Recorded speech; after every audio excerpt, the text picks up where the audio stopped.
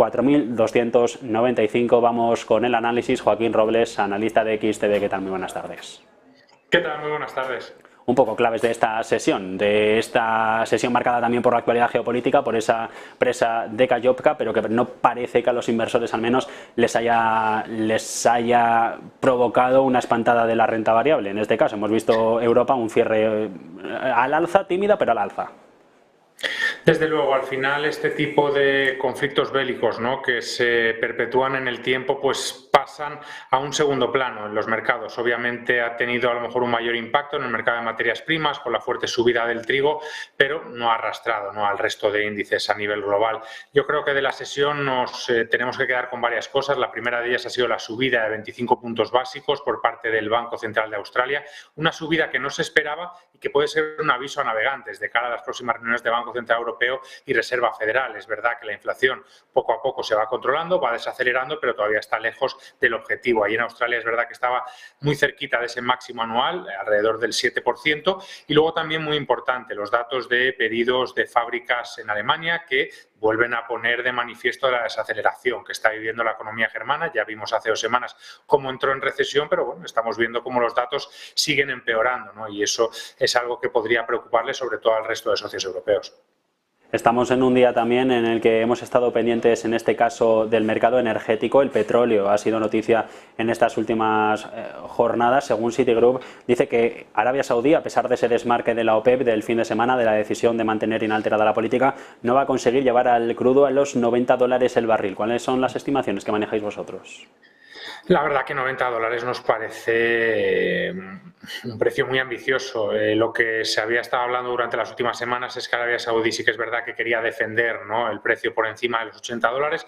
Yo creo que lo que estamos viendo en las últimas horas es que las perspectivas de demanda es lo que realmente tiene una mayor incidencia, que por mucho que recortes la producción, al final los inversores lo que están viendo es que se está llevando a cabo, ¿no?, una desaceleración económica a nivel global y que eso tarde o temprano va a acabar afectando de una manera mucho más notable en la producción, en el consumo diario de petróleo. Y además entran en juego otras variables, ¿no?, como es la credibilidad que le están dando los inversores a estos recortes de Arabia Saudí. Ya hemos visto en esta última reunión que el resto de los 23 socios no ha querido formar parte. ¿Por qué? Porque al final son economías muy dependientes de los ingresos derivados del petróleo y obviamente hacer un recorte extraordinario significa tener menores ingresos. A Arabia Saudí se lo puede permitir, bueno, pues por la posición de dominio que tiene al ser el mayor productor y el mayor exportador de petróleo del mundo, pero los inversores dudan de si de verdad va a llevar a cabo los recortes que ha anunciado, porque muchas veces, bueno, pues dudan de estos datos.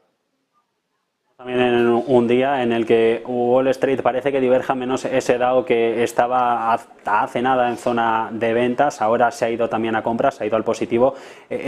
Vamos a ver en lo que viene una divergencia tal de Estados Unidos manteniendo el tipo con una Europa todavía de lastre, también en virtud de que la política monetaria va algo retrasada, o vamos a mantenernos ambos mercados en una tónica general similar. Bueno, es complicado, ¿no?, porque al final es verdad que van apareciendo nuevos factores, ¿no?, con los que no contábamos y muchas veces condicionan las bolsas, ya sea en un mercado o en otro. Lo que tenemos claro es que Estados Unidos ha estado principalmente impulsada por el buen comportamiento de las acciones relacionadas con la inteligencia artificial. Es verdad que durante las últimas sesiones se han parado estas subidas, los inversores empiezan a valorar, ¿no?, si de verdad están justificadas estas valoraciones, si se va a llevar a un aumento de flujos tan rápidos como se ha descontado o va a llevar más tiempo de lo previsto. Pero bueno, desde luego en Estados Unidos el final de los tipos de interés parece mucho más cercano y además tiene una economía que a priori parece más sólida, ¿no?, sobre todo por el mercado laboral, que acumula una tasa de desempleo prácticamente mínimos de las últimas 4 o 5 décadas y unos datos de consumo que, aunque obviamente han desacelerado, todavía se mantienen fuertes. Sector en el que vayamos a ver una tendencia positiva al alza, no sé si más tradicionales mirando al mercado español o un poco más aventurados mirando, no sé si al lujo francés o a las tecnológicas en Estados Unidos, con estas últimas horas de Apple también como protagonista por esas gafas de realidad mixta, también la inteligencia artificial con Nvidia como titulares la semana pasada. Más o menos, ¿por dónde van los tiros? Hombre, yo dentro de los principales sectores siempre apostaría, ¿no?, por el de la tecnología. Ha demostrado que se ha recuperado muy rápido y además si atendemos a las principales, ¿no?, a las FANG, pues al final tienen una posición de dominio dentro del mercado, bueno, pues que les hace, ¿no?, poder permitirse el estar invirtiendo en innovar constantemente y en tener, bueno, pues gran parte, ¿no?, de sus ingresos de una manera estable, pues por lo que comentamos, por la cuota de mercado que tienen algunos de sus negocios, y luego a lo mejor ir poco a poco ganando un poco de más peso en inteligencia artificial. A lo mejor ahí lo haríamos a través de un ETF, porque elegir compañías concretas en mercados tan novedosos muchas veces es complejo.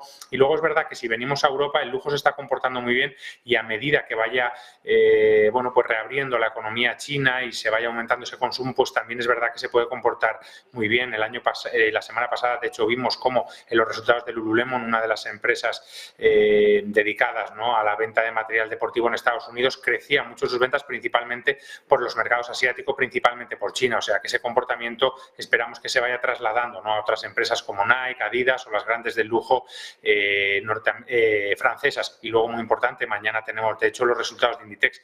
Por su exposición al mercado asiático, pues podremos empezar a ver qué ha pasado durante este primer trimestre de año y si podemos extrapolarlo al resto de año. Pendientes de Arteixo, que estamos ya mañana. Joaquín Robles, XTV, muchas gracias. Igualmente, muchas gracias. Entre tanto, seguimos mirando a Ucrania, seguimos mirando a la guerra.